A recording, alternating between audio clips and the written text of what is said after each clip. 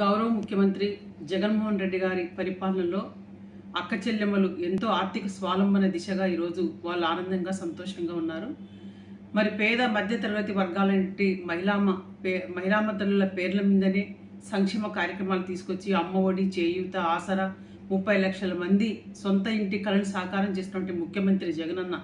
మరి అలాంటి జగనన్న ప్రభుత్వంలో మహిళలు ఎంతో ఆనందంగా మాకు ఈ పథకం వచ్చింది అని చెప్పుకునే స్వాతంత్రాన్ని కూడా చూసి ఓర్చుకోలేక తెలుగుదేశం పార్టీ చంద్రబాబు నాయుడు, మరి తన కొడుకు లోకేష్, తన దత్తపుత్రుడు పవన్ కళ్యాణ్ వాళ్ళ ఐటీడీ సోషల్ మీడియా ద్వారా విపరీతమైనటువంటి ట్రోల్స్ చేస్తూ అసభ్యకరంగా వాళ్ళని పోస్టులు చేస్తూ చాలా దుర్మార్గంగా ప్రవర్తిస్తున్నారు. పెత్తందారులకు కొమ్ము కాస్తున్నటువంటి ప్రతిపక్ష పార్టీ తెలుగుదేశం పార్టీ, జనసేన పార్టీలు మరి కనీసం వీళ్ళు పేదల గురించి ఓర్చుకోని స్థాయిలో వీళ్ళున్నారు. పేదలంటే అసలు వీళ్ళకి గిట్టదు, బీసీలంటే వీళ్ళకి గిట్టదు. మరి అసలు వీళ్ళు ఈ రాష్ట్రంలో ఎవరి కోసం రాజకీయాలు చేయాలనుకున్నారు?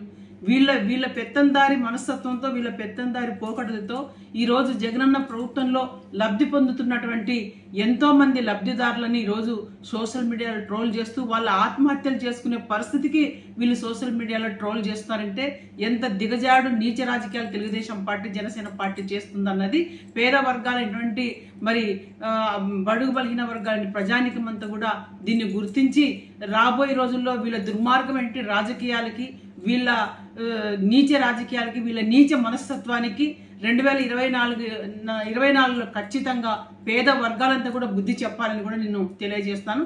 ఎందుకంటే అంజలి అనే ఒక బీసీ అమ్మాయి తనకి ఇల్లు వచ్చిందని చెప్పి ఒక ఆనందంతో తన ఆనందాన్ని వెళ్ళబుచ్చుకోవడం కూడా మరి వీళ్ళు ఓర్చుకోలేక, సహించుకోలేక ఆ అమ్మాయిని నానా రకాలుగా యాగి చేసి సోషల్ మీడియాలోన చాలా దుష్ప్రచారాలు చేసి ఆ అమ్మాయి చావు కారకులైనటువంటి తెలుగుదేశం పార్టీ చంద్రబాబు నాయుడు, పవన్ కళ్యాణ్, నారా లోకేష్ని ఖచ్చితంగా చట్టం శిక్షించాలి.